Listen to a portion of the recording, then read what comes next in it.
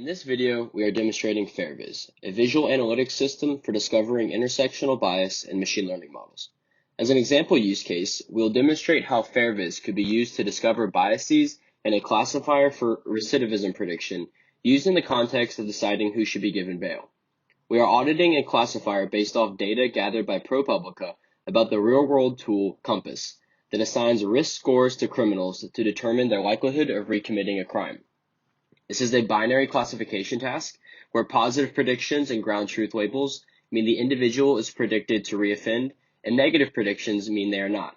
An audit by ProPublica revealed that the Compass tool is biased to give higher scores and thus predict a higher rate of recidivism for Black defendants than other races.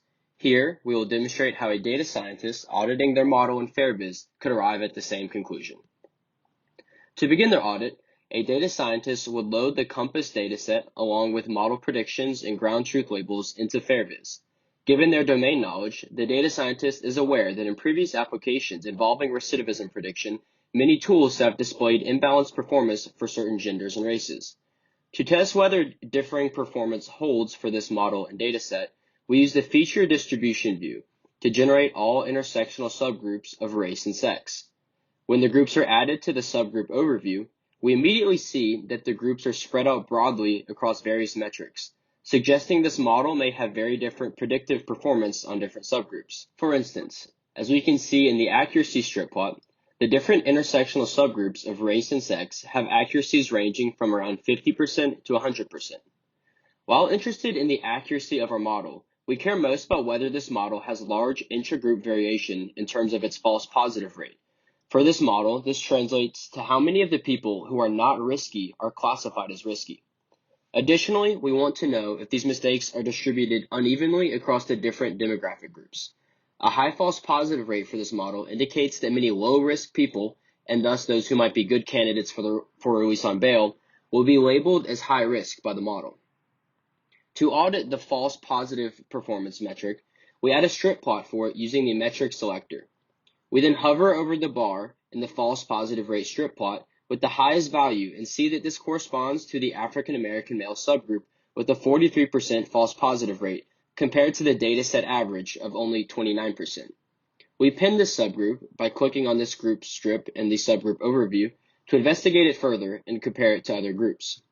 By hovering over the other subgroups, we can compare the base rate of recidivism for African American males in this dataset relative to other groups. Looking at the ground truth label balance in the detailed comparison view, we see that the base rate for African American males in blue is almost 60% positive, that is a 60% rate of recidivism in ground truth, whereas the base rate for Caucasian males in red is just over 40%. Thus, if a model makes only one prediction for the entire subgroup of African American males, choosing to label the subgroup as positive, i.e. a high risk of recidivism, will have higher accuracy than for other subgroups. Since we have noticed that the African American male subgroup has a very high base rate, but also the highest false positive rate out of any of the subgroups in view, and still has an accuracy very similar to that of the Caucasian male group, we think this part of our model needs to be altered to give more equitable results. We could also investigate groups that are similar to our pin group by toggling to the Similar Subgroups tab in the Suggested and Similar Subgroups view. Here, we had suspicions about groups the model might be biased against, and we're able to leverage FairVis to empirically confirm these suspicions. Although we were able to use our domain knowledge to inform subgroup selection at first, we are interested in whether the model also contains biases against other intersectional subgroups. To aid in this exploration, we turn to the Suggested and Similar Subgroups view to find other potentially problematic groups. We first sort the suggested groups by their false positive rate, since this is the metric we are most worried about. While the first few groups with the highest false positive rate are made up of African American males, corroborating our earlier findings, one of the following groups provides a different result. The fifth generated group is relatively large with 249 instances and has a high false positive rate of about 39%. By inspecting the makeup of this group in the detailed comparison view and on the subgroup card, we see that the most defining characteristics of this group are that it is made up of Caucasian females with a felony charge. The label imbalance for this group is about 45% positive ground truth labels and 55% negative, and therefore the difference is not as pronounced as the base rate imbalance for African American males.